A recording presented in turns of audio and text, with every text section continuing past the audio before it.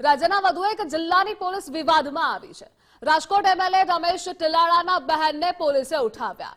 MLA Ramesh Tilada અને તેના ભાઈ મગન ટીલાડા ફરી વિવાદમાં આવ્યા છે।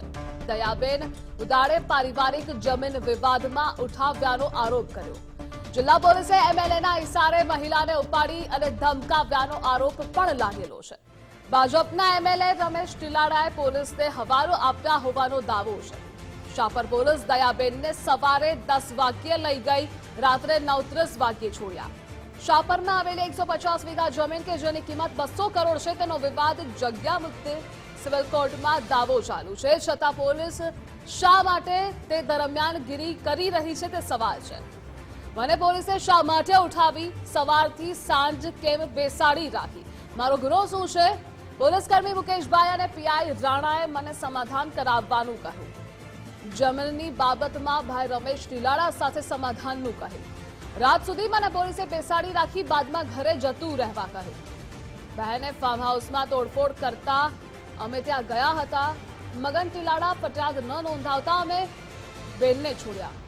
જો ફાર્મ હાઉસમાં તોડફોડ થઈ તો ગુનો નોંધ્યા વિના કેમ બેસાડી રાખ્યા તે સવાલ છે।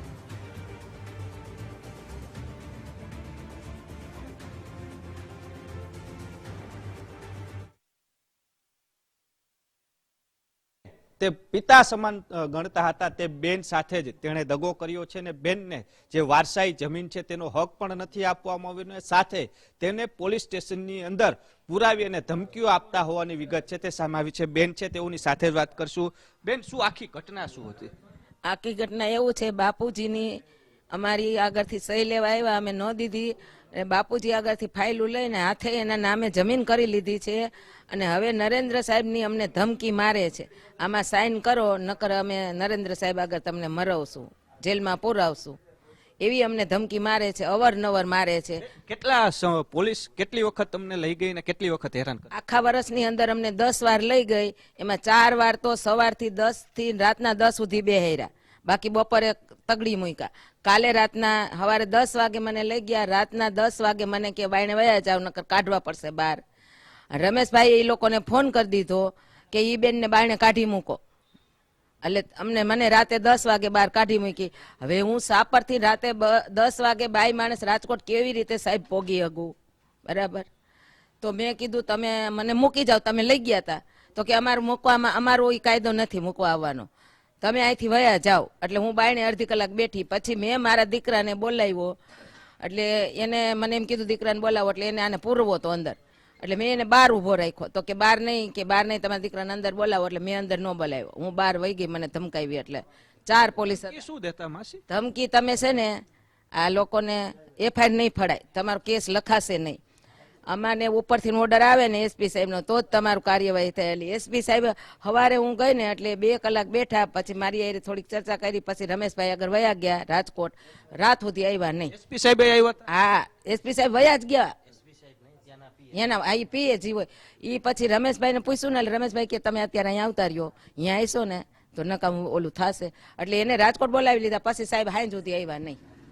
શું કેતા બે જે કઈક 4 પોલીસ કર્મચારીઓ હતા તમને શું કહેતા? મને ધમકાવતા હતા મોટા અવાજે, એટલે મેં કીધું અવાજ તમે ધીમો રાખો, મારી ઉંમર જોવો, તો કે ઉંમર અમારે જોવાની ન હોય, અમે કાયદા કરવા બેઠા છે, તો મને એફઆઈઆર ફાડી દો, એફઆઈઆર નહીં ફાડો તો તમારું નામ દો, નામે નહીં મળે, તમારે જ્યાં જાવ હોય ત્યાં જાઓ, આવી રીતે મને કહી દીધું। નામ આવડે છે બેન? કઈ ભાઈ નું આવડે છે, મુકેશભાઈ છે, અને બીજા 3 નું નથી આવડતું। શું કેતા તમે? મુકેશભાઈ જ લઈ ગયો તો મને ગાડીમાં જબરાઈથી બેહારી, અને પછી રસ્તામાં મને એવું કીધું, હું ઉતરી જતી હતી ગાડીનો દરવાજો ખોલી, તો કે મારી તમે દરવાજો ન ખોલો, તમને કાયદો કરવા માટે લઈ જાય છે, હેરાન કરવા માટે નથી લઈ જાય। પછી અહીંયા જઈને મને હેરાન કરી, હાઈ સુધી પાણી ન આપ્યું સાહેબ, મને 1 બોટલ, હું સવારે 10 વાગ્યાની રાતના 10 વાગે મારો છોકરો ખાવાનું દઈ ગયો તો હું મેં ખાધું, અને મને ધમકી જ માર્યા રાખી અડધી કલાકે, તમે અહીંથી વયા જાઓ, તમે અહીંથી વયા જાઓ। મને મીડિયા વાળાને બોલાવીશ,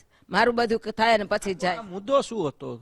આ મુદ્દામાં એવું હતું કે હું વાડીએ ગઈ હતી, એટલે વાડી જમીન જે વિવાદ છે એ શેનો છે? શું જમીનમાં બાપુજીને કાઢી મૂક્યા, એટલે અમે કીધું સહી નહીં કરી। બાપુજીને તમે શું કામ કાઢી? રમેશભાઈ કાઢી મૂક્યા? રમેશભાઈ ત્રણેય 2 ભાઈ, મગનભાઈ રમેશભાઈ ભત્રીજો છે મગનભાઈ, એ બાપુજી આગળ લઈ લીધી, અભણ હતા, અંગૂઠો મરવીને બધું લઈ લીધું. પછી બાપુજીને કાઢી મૂક્યા એટલે મારા કાકાનો દીકરો લઈ આવ્યો અને જમીન આ ખોરાકીની હતી ને બાપુજીની, મારા કાકાના દીકરાએ લઈ લીધી.